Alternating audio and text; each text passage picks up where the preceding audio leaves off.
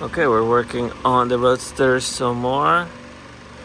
One thing that I noticed is that these fuel lines are starting to crack. You can kind of tell hairline cracks. But what really concerns me is that if you go down here and so like you can see these cracks right here.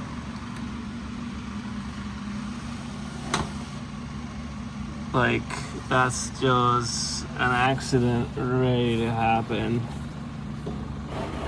all the way. Like this is just dangerous right here.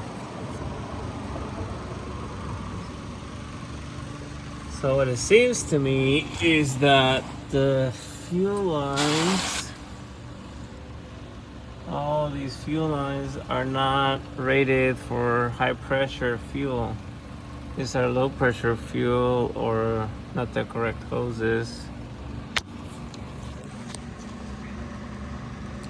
So we need to, yes, it's like leaking a little bit here.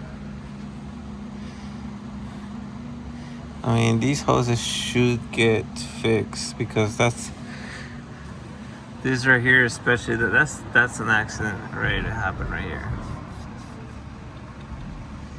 So, okay, we're gonna continue. Batteries over here, we're gonna disconnect it and just keep on trucking. Yep.